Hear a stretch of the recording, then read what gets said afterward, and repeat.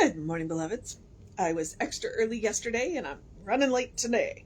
But you know what? It was worth it. Um, Yesterday we went to the Renaissance Festival up near Dallas. It's in Waxahachie. And we had a good time. And we left later than we should have. So we got home later than we should have, but we got home in time to make it reasonable that we go get up and go to the gym this morning. So I did do that. And my hair desperately needed to be washed. Yeah, it's very hot, very sweaty. Fortunately, I think we had cloud cover a good bit of the day, and I did wear sunscreen, so no sunburn.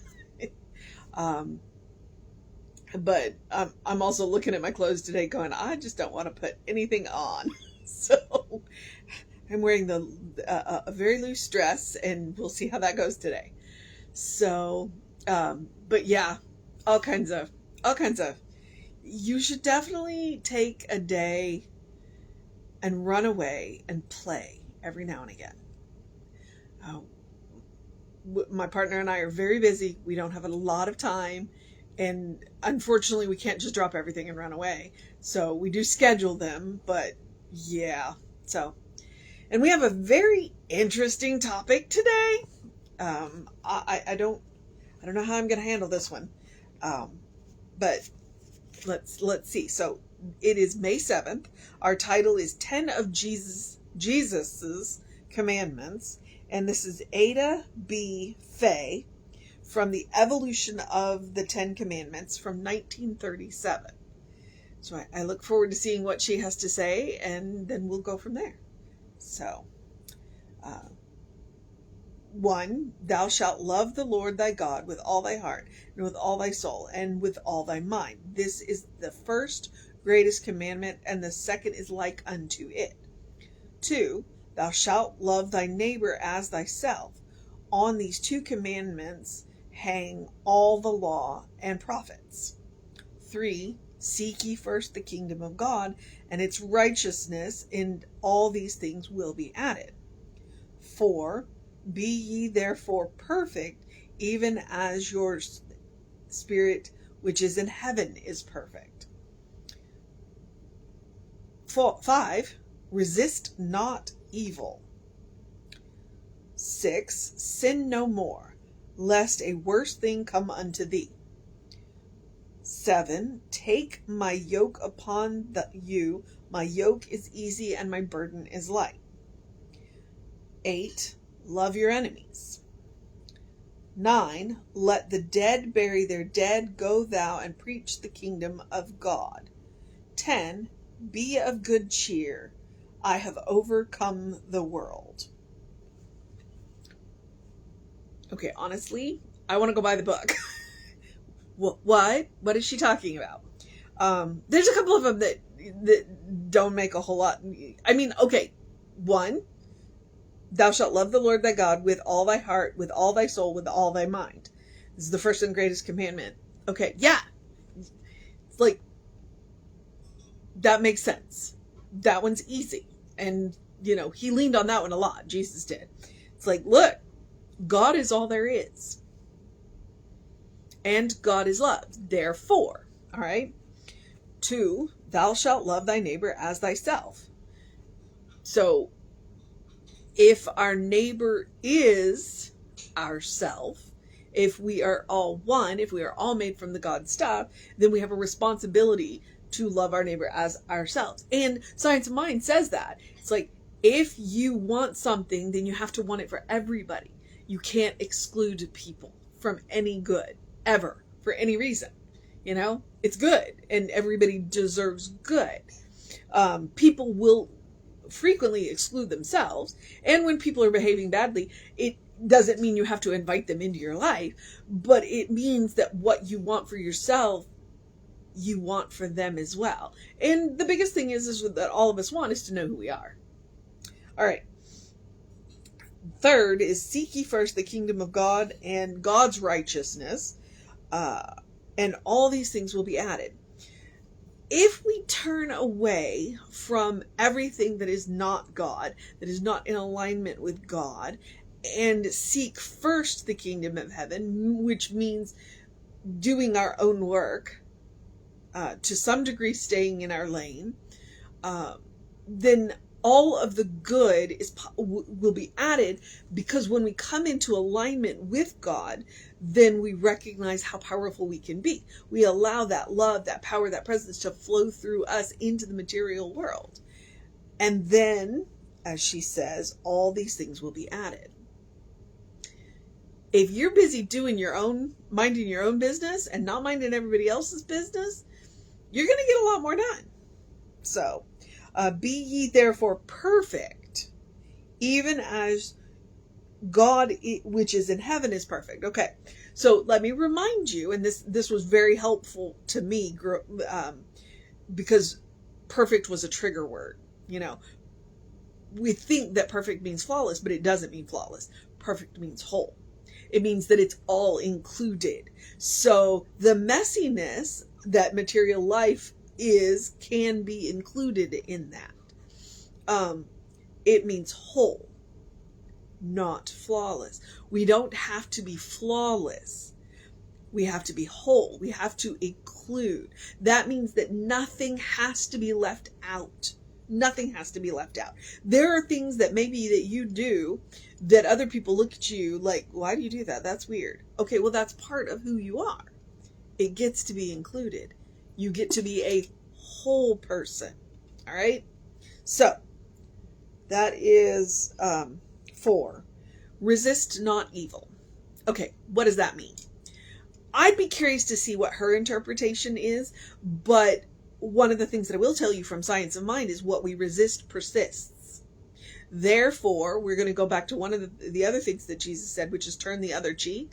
So resist not evil. What you resist persists. Therefore, turn the other cheek. Turn your attention away from the evil and focus on the good. Another way to say that would be, when you see obstacles, turn away from the obstacles and look at the opportunities. All right. So what we're doing is we're not fighting the evil. It doesn't mean that we are not taking care of it.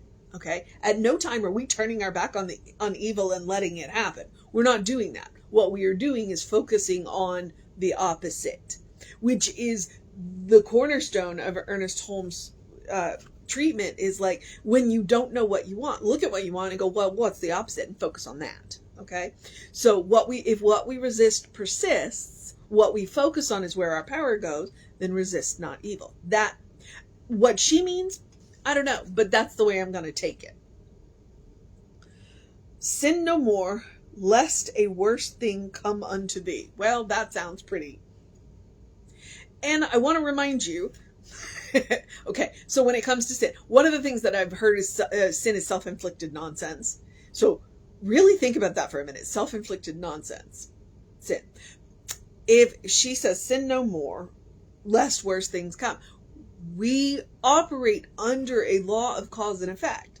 If we do bad things come back to us. So let's not do that. That's what she's saying. It's like, stop making a mess and do right.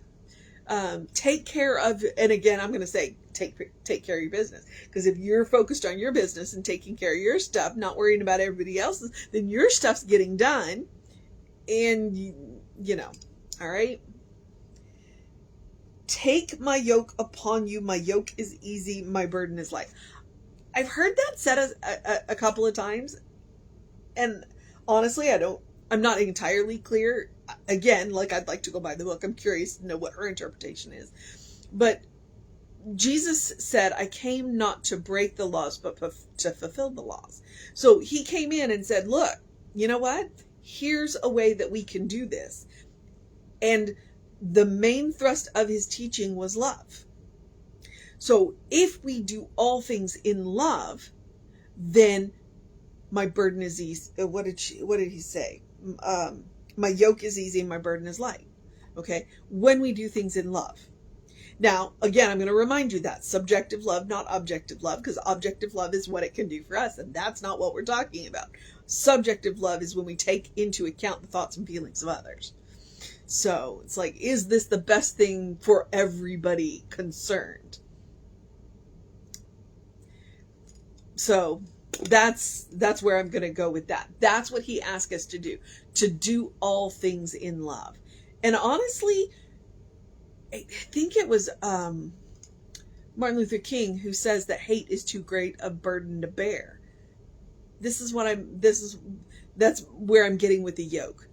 Jesus said to love one another. That's the yoke that he wants us to take up. Hate is too great of a burden to bear. Okay, 8 is love your enemies.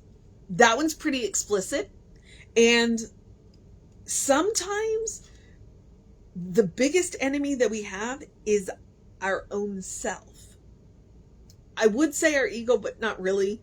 Because our ego has a job to do. And I don't want to make our ego bad and wrong. But sometimes the biggest enemy we have is our own self. So, it says love your enemies. So that means we love all of the beloved children of God, including ourselves. And that is very, very important. All right.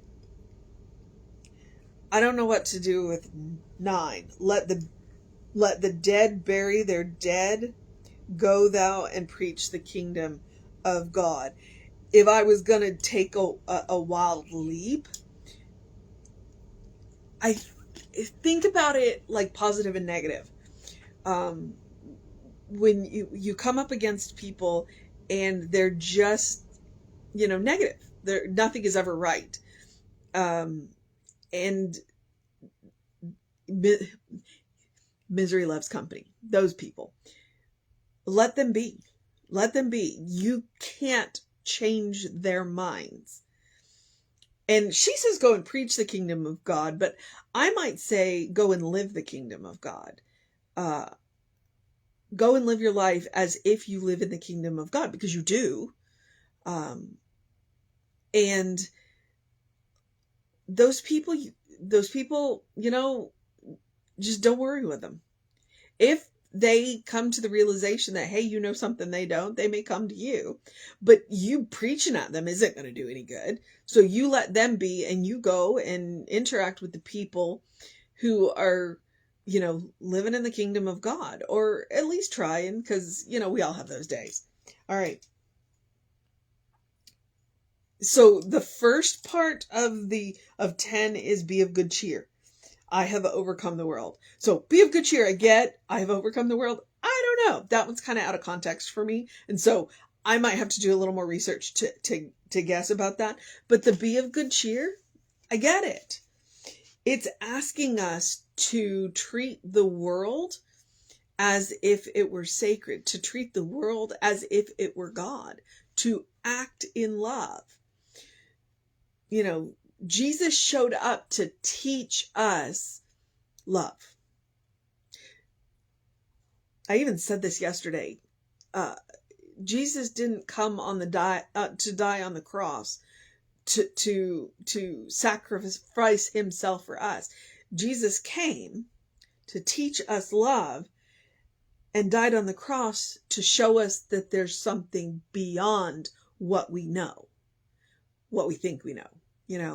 So be of good cheer. I've overcome the world. It's like the world isn't all there is. There's something back of it, something beyond it, something more. And so that's what Jesus came to do. And I didn't come to break the laws. I came to fulfill them in love. So that is Ada B. Faye. Jesus' Commandments, from her book, The Evolution of the 10 Commandments. Yeah. Interesting. And there we are. And so I'm going to use the first and the last. The mission today, should we choose to accept it, is to be of good cheer and love. Period. Love everyone, everything, love. So that's the mission today, okay? Whatever else we do, there we are. And now I'm going to go get something to eat because, I'm hungry. But before I do that, I am going to remind you the spiritual practice of doing something loving for yourself, doing something kind for yourself, doing something compassionate for yourself, whatever that looks like. For me, yesterday, it looked like running away and going to play. Today, it looked like getting up early, even though I could have used an extra hour of sleep, and going to the gym and working that body out because, well, I spent a lot of time in the car yesterday and I wanted to make sure that I got everything stretched out. So, loving, kind, and compassionate. Practice on yourself. You are your own best test subject. You get immediate feedback. But I also want you to create a habit. I'm encouraging you every day to make a trip to the source of your own being, to the source of infinite love, infinite kindness, infinite compassion, and plugging in. I mean, honestly, we're always plugged in, but what we can do is we can step on the hose. You know, when you were a small child and you would kink that hose up and then let it go? Okay, so the water's always flowing. That love is always flowing. That divine presence is always flowing into us. Frequently, what we need to do is move our foot off the hose and let it flow more fully. And that's what this practice is about. It's about making a habit. I encourage you to do it every day because I want you to have a well-worn path to the source of your own being so that no matter what happens in your life, you can respond lovingly, kindly, and compassionately. And I'm going to remind you that the difference between a response and a reaction is a moment of consciousness. Whatever length of time a moment is for you, that's what I'm talking about. And then I'm also going to remind you that a reaction is frequently, our first reaction is what we are taught. It's that second thought where we've had that moment of consciousness. That's who we truly are.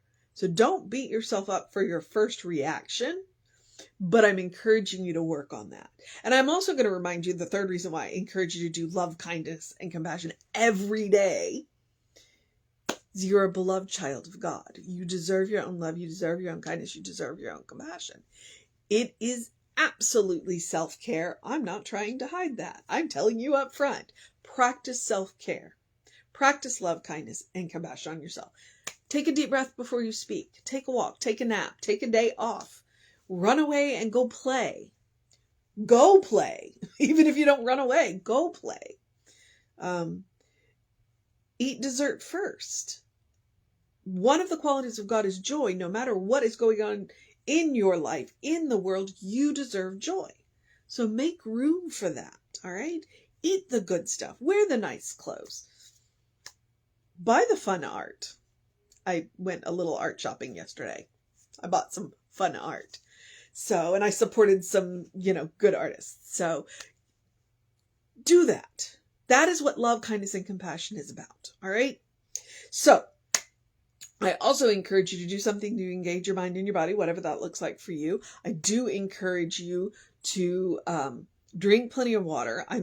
I'm still working on the hydration from yesterday, and we hydrated, but it was just, I don't want to think about the how much more my clothes weighed when I took them off because of the sweat. So hydrate.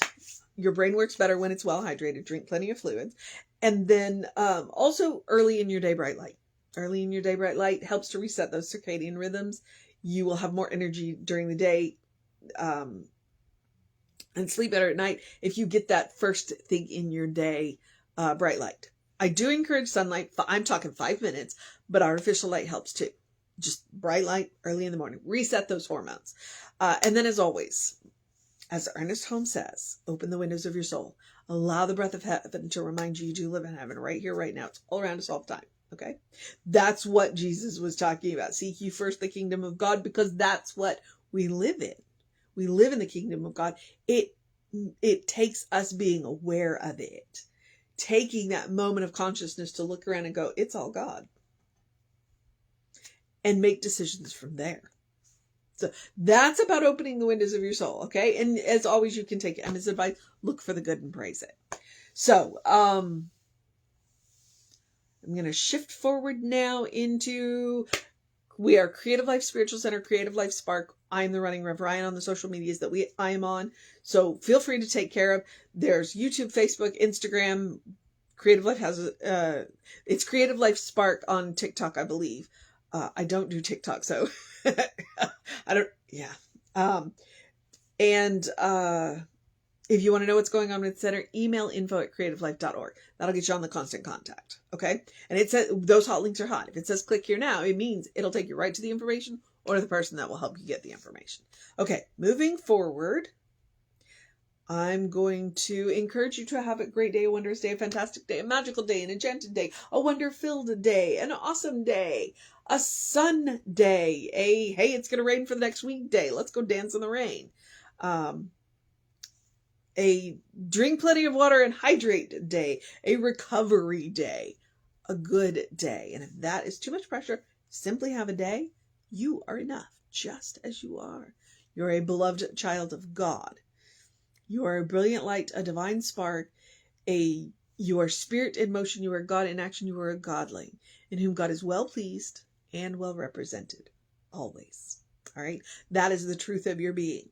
This is what we are encouraging you to know. Get to know who you are. Get to know the child of God that you are. And then you can look around at the kingdom of heaven and go, I see it. Okay?